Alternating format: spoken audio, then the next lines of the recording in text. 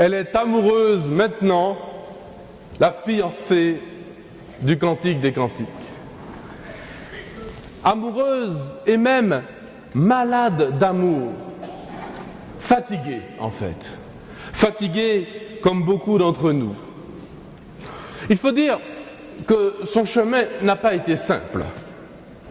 Sans cesse à l'affût pour guetter des signes de la présence de celui qui apporte la paix. En permanence à tendre l'oreille pour entendre, malgré le vacarme du monde, le doux poème de celui que son cœur aime. Que d'agitation! Il a fallu calmer l'agitation extérieure d'abord, celle des rapaces bavards, baveux, qui mettent en doute sa foi, son amour. Et puis l'agitation intérieure aussi de la femme qui, pour apaiser ses angoisses, court partout, s'éparpille, émiette son cœur, ne prend pas un instant de pause. Elle a frisé le découragement. Mais son amour a été puissant comme un fleuve, puissant comme les crues du Gave. Rien ne l'arrête. Les épreuves, les soucis, les handicaps ne l'ont pas empêché d'aimer. Au contraire, d'ailleurs, ces épreuves lui ont au moins rendu le service de la rendre plus ferme, plus forte. Fini les caprices, les états d'âme, les petits soucis s'envolent. Elle n'est pas devenue une princesse au petit pois. Son espérance a vaincu et sa volonté a été sans faille. Elle a été rendue forte par ses faiblesses. Elle a appris à aimer, elle a appris à choisir la meilleure part. Alors désormais, l'amour est sa bannière, sa mission, sa bataille. Elle a désiré l'ombre de son pommier, elle s'y est assise. Désormais, c'est le repos de la guerrière. Le repos. Le repos est au centre de l'expérience spirituelle des chrétiens. L'épisode de Marthe et Marie que l'on vient d'entendre n'est pas là pour opposer les contemplatifs et les actifs, ceux qui travaillent et ceux qui ne font rien. Personnellement, quand je suis invité à manger chez des amis, ça ne me dérange pas que quelqu'un ait bossé un peu pour faire le repas. Le pot-au-feu ne se fait pas tout seul. Bon. Mais il s'agit de ne pas se laisser avoir, comme dit Jésus, par les multiples tâches du service, de ne pas en faire un tout, de ne pas croire que tout est dans le faire. Au cours de cette célébration, nous allons accueillir des nouveaux titulaires de l'hospitalité du Rosaire. Chers collègues, les petites serveuses, on dit hospitalière voiture maintenant je crois, les hospitalières, les brancardiers, les infirmiers, les commissaires, les hôtesses, les médecins, les aumôniers. Parmi nous, vous êtes des Marthes au service de vos frères, souvent accaparés justement aux multiples tâches du service, tôt levé, tard couché, quand vous n'avez pas passé la nuit au chevet d'un de nos bien-aimés. Vous avez parfois pas le temps de prendre un repas, peu de repos et peu de répit. Même pas celui de la prière parfois. Et pourtant, et c'est la leçon que Jésus donne à Marthe, le repos vous est nécessaire. Sinon, votre action devient une agitation et votre service une idole. Votre travail, notre travail à tous, qui nous fatigue, c'est normal, on est fatigué. Mais il finit par nous épuiser, et ça c'est autre chose. Ça finit par atteindre notre mental, notre morale. Faute de sens, on ne sait plus pourquoi on fait les choses si on n'a pas pris le temps du repos.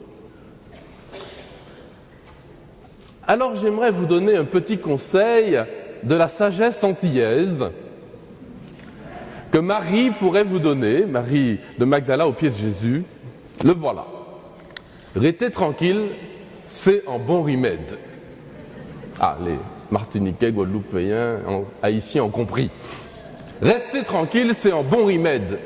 Le repos est un excellent remède. Attention, il ne s'agit pas de n'importe quel repos, parce que, après l'action, l'agitation, il y a un piège. Ils sont légion, comme les démons, les faux repos, les repos menteurs, les repos fuites dans les jeux, les repos lavage de cerveau devant les écrans et la télé, les repos drogue qui font oublier. L'erreur, c'est de rechercher une relaxation individuelle, égoïste presque, une détente efficace, mais souvent addictive et toujours éphémère. Au lieu de rechercher ce repos fécond qui fait germer les fruits, les grains semés par le travail accompli.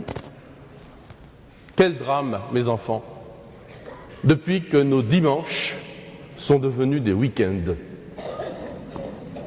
Quelle chute!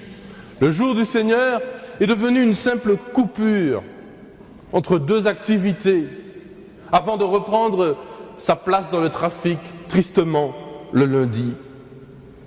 Fini le sacré, fini la fête, fini le gratuit, le don, fini aussi la vraie joie. C'est désespérant.